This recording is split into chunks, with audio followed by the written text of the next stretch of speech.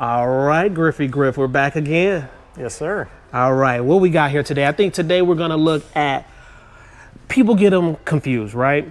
You have what's called an SBR, short barrel rifle, and then you also have what's called pistols, but there's a differentiation between the two. Please explain, and we're gonna look at what's classified as pistols. Yeah, so there's a lot of weird regulations around what classifies a weapon as an SBR and as a pistol. A lot of people tend to mistake their attachments that they think are legal, and they don't realize they're modifying into an SBR. The biggest one I get is people who put vertical grips on their guns. You know, they obviously can't throw stock on it. A vertical grip, according to the ATF, is what can turn your gun into an SBR. But they have a workaround around that where they have now canted a little bit of degrees. Those are a gray area. Yes, they are.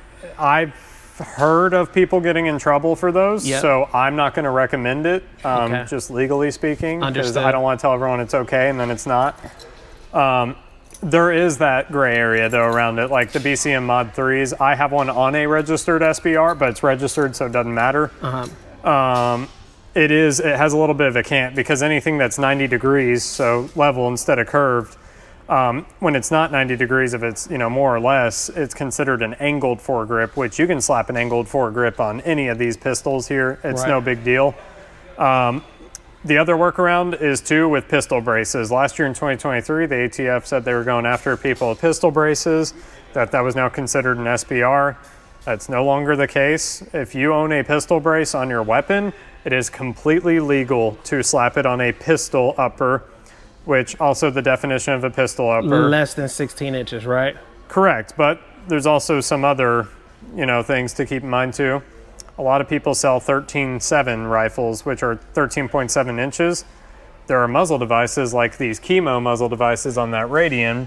Those are long enough to make your overall length 16 inches. So if they are pinned and welded, which means there's a pinhole in the bottom, it is physically welded to the barrel, then that can make it an overall length of 16 inches. Yeah, like my Jackal.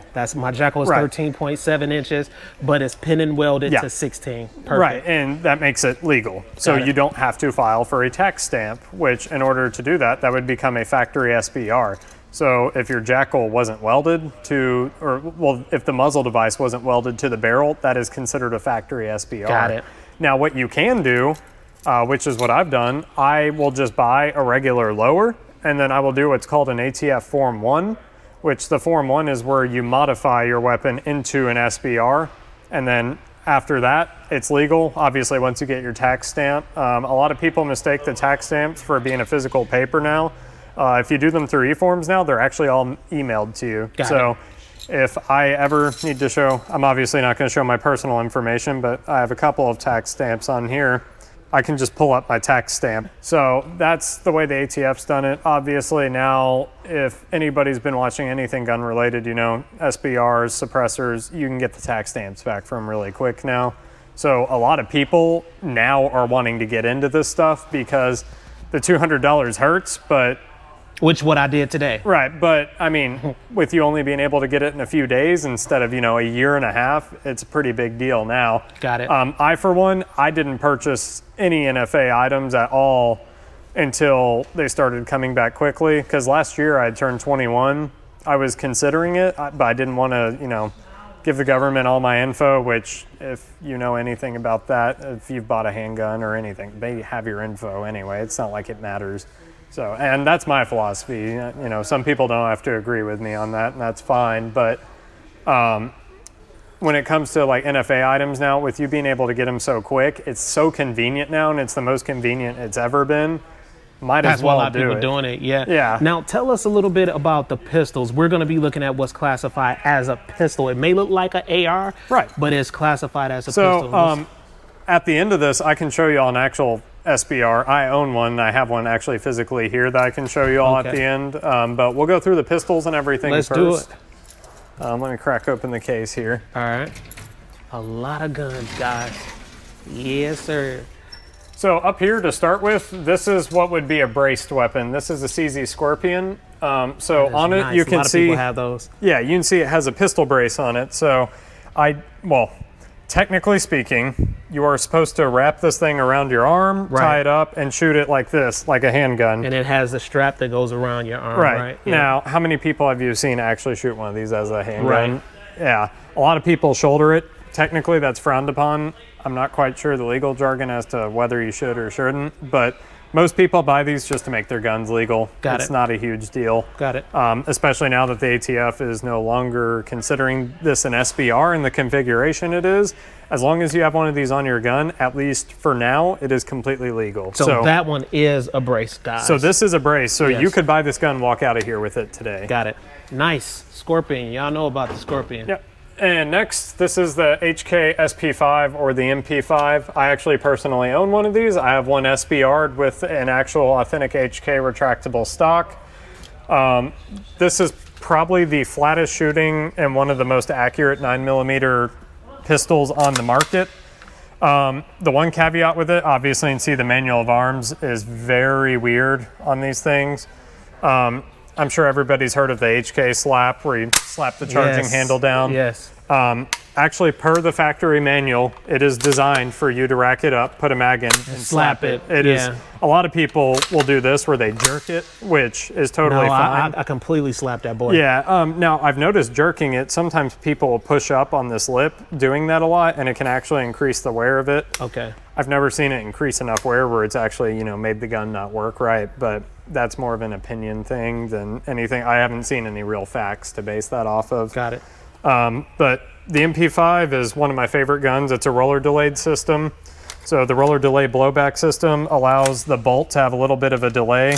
It's kind of like rolling two, if you have three, what are they, pool table balls on a pool table, and you bounce one into the other, the one in the back shoots off first. That's the same type of science going into this. It allows the rollers to be delayed when the bolt's shooting back before it unlocks and actually physically cycles, which means shooting suppressed, which mine is suppressed. It is one of the flattest shooting and most accurate 9mm pistol calibers. Below that, and that is by HK, of course. Yeah, made by HK. Below that, we have the SP5K. Nice. Which is the K model. The notable differences of the K model was they welded this piece here. I can't tell you why. I believe it was for stability on the receiver. I'm not 100% sure that's true, though. That's just what I think. There's two pinholes instead of just the one. And then in the front, you can see, obviously, the barrel's been shortened quite a bit. The handguard's smaller. The gun is just a little bit of a shorter package. The K was actually designed for a lot of special unit teams, like the Secret Service, for example. They wanted to be able to conceal their MP5s under jackets and stuff, which is where you saw the little 15-round mags and a lot of the shorter mags, like in the 90s, come out. Because, Secret Service actually, they didn't use a stock or a brace or anything at all. They actually just ran them like this. And they would have them under a jacket and a sling, and you'd drive it out and do that. Yeah. Cool. But MP5K, this is also one of my favorites. I will eventually be owning one of these in the future. Nice. I know I will. Now that I've owned one, I've got to own the other one. Under here is the direct competition to the MP5s. This is the SIG MPX. Nice. The SIG MPX, as far as barrel length goes, is very similar to the MP5K. Very short. Yeah. It's very short, like the K. Okay. I can't recall off the top of my head what the barrel length is. I think it's that got to be less than 4, bro. That's less three than and 4 something. inches. Yeah. Folding brace. Yeah. So this has a brace on it. Comes factory from SIG with that on there. At least this model we got did. Cool thing about the MP5K is if any of you are familiar with using an AR, the manual of arms on these is really nice because it's essentially an AR lower. You can put any AR trigger in it. The upper is really the only thing that's proprietary, obviously minus the system back here. There's no buffer tube because it's a piston operated one. Got it. And you have all ambi controls. I really like the MPXs.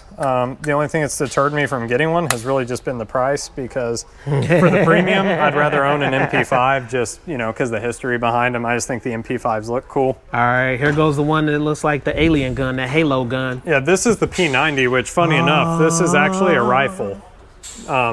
This barrel is all integrated into here. The barrel actually starts right about here. That's crazy. And the gun works up. So this is a 16-inch barrel. This gun is completely legal It's chambered in 5.7 by 28. And the magazine sits at the top, guys. Your magazine sits here and your rounds rotate and go down the mag. You punch it in like this, punch down. Slap it in. And then on the bottom, you can see there, when I manipulate it, that's where your bolt is actually running, is in there. And then there's a little dust cover in there that'll flick up. But yeah, the P90 is a very weird gun, but I've heard they shoot really well. I personally have not gotten to shoot one yet. All right.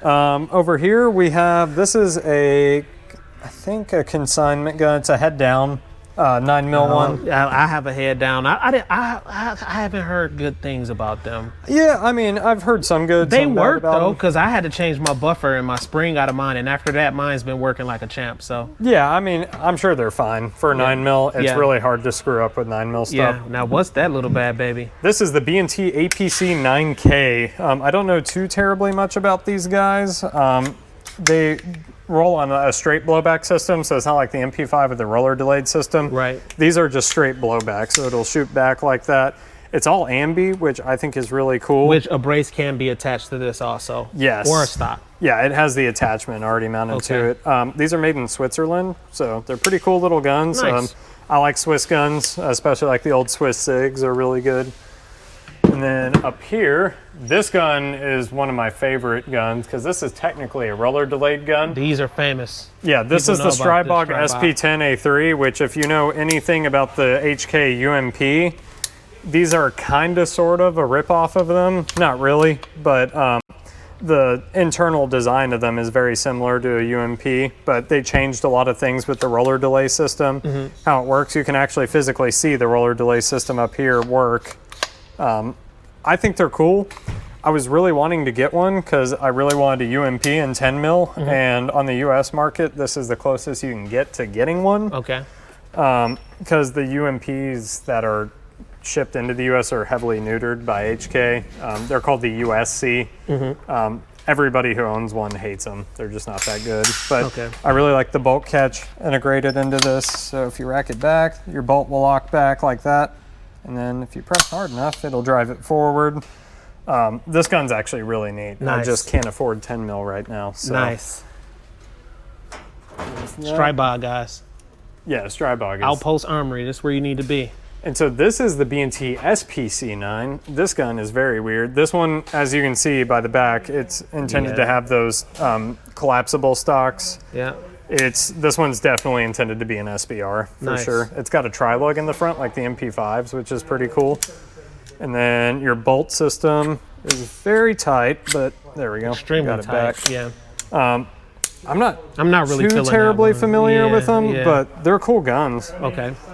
We have another CZ Scorpion here, just like this one. So that's up here. the big daddy, right? And this one is the small fry. This is the 3 Plus. And then this is the 3 Plus Micro, which just has slightly shorter barrel, and then the flash diffuser. Okay. And then this is a Radian. This is the ADAC. This is Radian's, top of the line, really nice rifles. Has their Radian Raptor charging handle, which this has the SD one, which is pretty cool. Has their Talon safety selectors, which are 45-degree ones. All ambi lower. These lowers are extremely expensive, but they're really nice. Nice. This also has a stainless steel barrel, has a chemo attachment for everything. Really cool proprietary rail, which is very solid to the upper, which is, for most guns, really hard to do. The Radian's designed very well.